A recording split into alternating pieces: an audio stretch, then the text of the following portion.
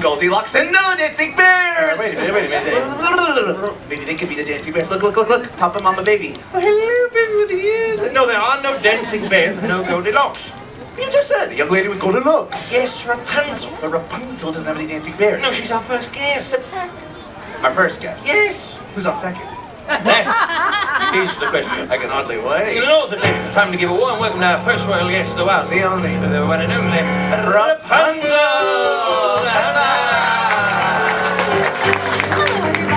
Princess Rapunzel, we are honored to be in your presence today. And we are most delighted that you accepted our invitation to join us in a live performance of your story. Oh, it's my pleasure. After all, who better to tell us the story of Rapunzel than Rapunzel? This is going to be such an adventure. Now remember, we are here to assist you in any way we can. Should you wish to know where to stand, we shall show you. Should you want to know what to say, we shall tell you. Should you wish to recognize one of us for most outstanding performance by player in a leading role, drama, or comedy, yak, we shall kneel before you in humble gratitude. I'm sure you'll both be wonderful. Very well then. Are you ready? Yes. Then let the play begin. Once upon a time, there was a radiant young lady named Rapunzel, who lived at the top of a tall tower. From the time I was just a baby, my mother never allowed me to go outside. Each day as Rapunzel gazed at her tower window, she wondered when would her life begin. My dream was to see the floating lanterns that appeared in the night sky every year on my birthday. But today, like every other day, Rapunzel's daydreams were interrupted by the sound of a familiar voice. Rapunzel! Mother Gothel? Let down your hand. Oh, let me undo that for you. Wait a minute. You have no idea how long it takes to braid this. But of course. Stand here, please. What's that? That is a theatrical representation of your hair. Oh, I love that. Rapunzel! I'm waiting! Coming, Mother. Obediently, Rapunzel lowered her hair so that Mother Gothel could easily ascend the steep tower wall.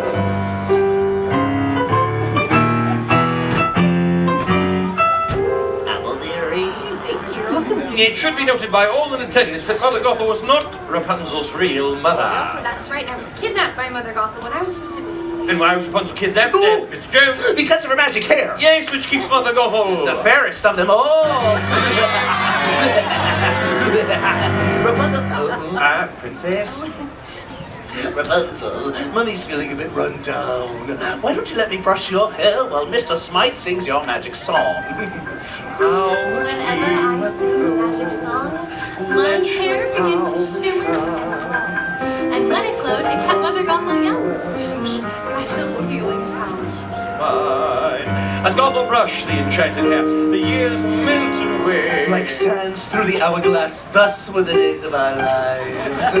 Thank you, my dear. Princess? Thank you, my dear. Now get me my mirror.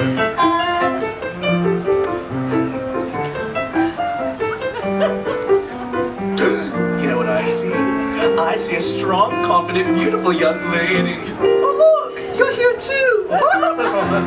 Realizing this might be her last opportunity, Rapunzel summoned up the courage to ask. Mother, I was wondering, since it's my birthday tomorrow, will you please take me to see the floating lanterns? It's my only birthday wish. Absolutely not, Rapunzel! Oh, I'm sorry. Samuel, flower, gleam and glow, let your power shine, make the clock reverse, be back what once was mine. Ta-da!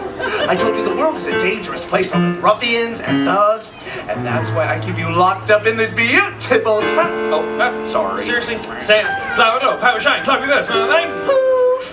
For your own safety, my dear, you will never, ever leave this tower! Ever! Trust me, Rapunzel, Mother knows best. Rapunzel was determined to see the floating lanterns, so she did what any imprisoned 18-year-old girl would do.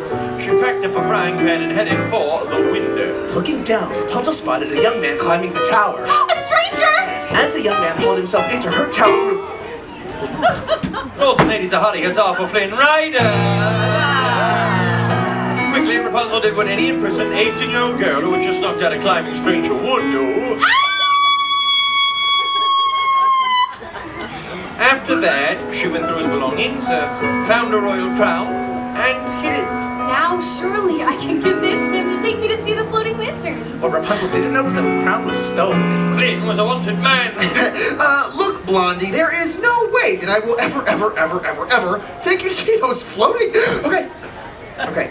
I'll take you to see the lanterns. Anything to get that crown back. And so Rapunzel let down her hair. And down the tower they climbed. Okay, this was a weird climbing down hair. As they scaled down the stone wall, the stranger introduced himself as... Flynn Ryder. And before Rapunzel could say... Holy hairbrush, Flynn. Their feet were on the ground, but they were off and running on their new adventure. I can't believe I did this! This is so fun! I just hope we don't run into any ruffians or thugs. Hoping to end this adventure as quickly as possible. And to avoid being arrested by the royal guards, Flynn said... Hey, are you hungry? 'Cause I know a great place for lunch. And thus he led the way to the Stuckly Duckly Tavern. Which, as it turns out, was filled with ruffians and, found... Hello. Whoa, okay. Would you look at this bunch? This is a mean-looking bunch of ruffians and thugs. I mean, look at that guy. Never trust a guy with a mustache, especially a milk mustache. And don't be fooled by that princess in disguise. Pretty sure I saw her on the kingdom's most wanted list. You know, I think we'd be a whole lot safer if we just turned you around and brought you back home. So, what do you say? Let's head back to your tower and get that crown, okay? Excuse me. Are you Flynn Ryder? Do I look like Flynn Ryder? What do you think? Does he look like Flynn Ryder? Fair enough. Wait a minute! Give me back my stranger! I need him to take me to see the floating lanterns. It's my dream. Don't any of you have a dream? I had a dream. Once. I've got a dream. I've got a dream. See, I ain't as cruel and vicious. Sorry. As I see.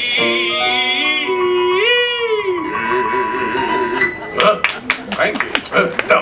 Till I'm breaking famous, you can count me with your dreams. Like everybody else, I've got a dream. Well, I've got a dream. Hey, take away, fellow ruffian.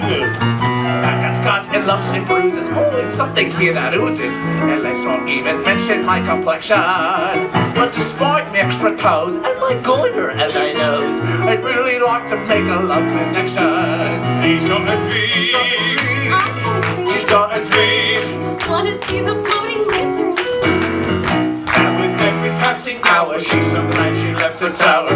Like all you lovely folks, she's got a dream. Yes, way down deep inside, we've got a dream. Yeah! Suddenly, out of nowhere, came a brand new character nobody had ever seen. Well, I've seen him. That's Maximus, a horse of the royal guard. And he's after me. Follow me. There's a secret passage.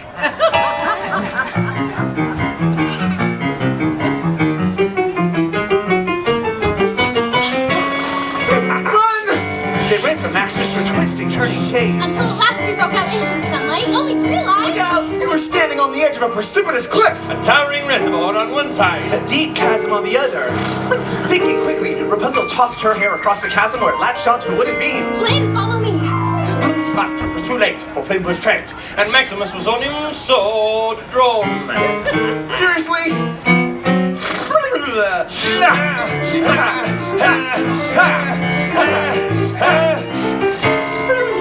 What? Sorry, I'm a little hoarse. Suddenly, with a swift parry and thrust, Maximus knocked the frying pan out of Flynn's hand. That's not Flynn, good. catch! Got it.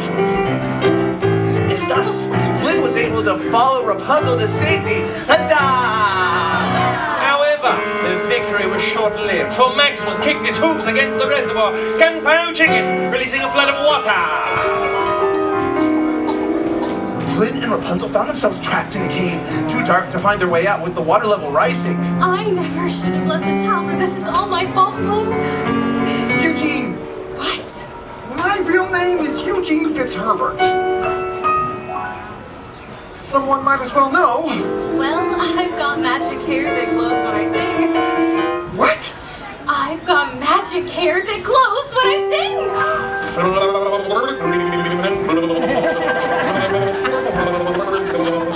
Rapunzel's hair illuminated the water with its magic light and led them out of the cave. Huzzah! Good ladies, the backside of water!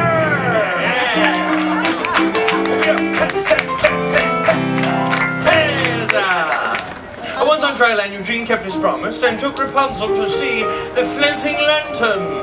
Wait a minute. Where's the boat?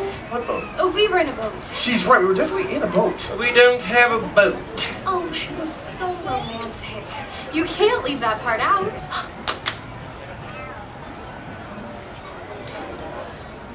Ooh, what is that?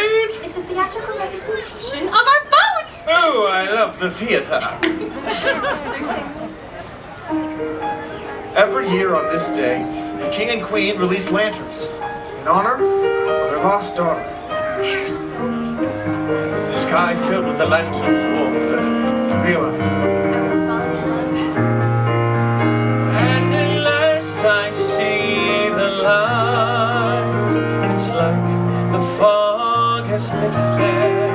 And at last I see the light, and it's like the sky is new, and it's warm and real and bright, and the world has somehow shifted. All at once, everything is different now that I see you. Now that I see you.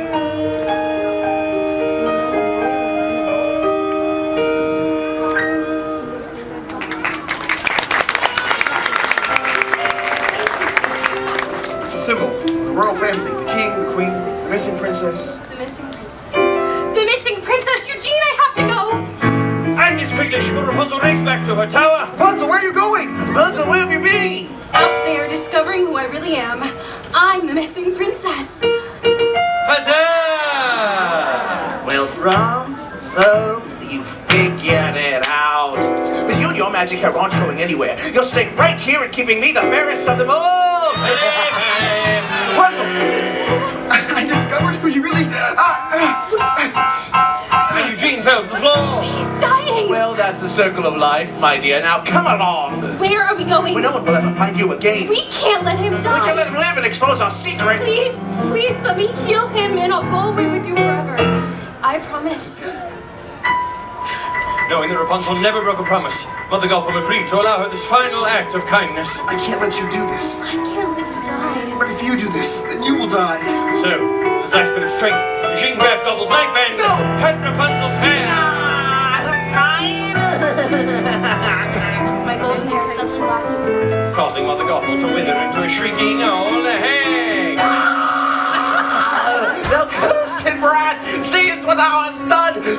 For I melt, 'tis not a bit of fun. Oh, what a world, what a world, what a small world after.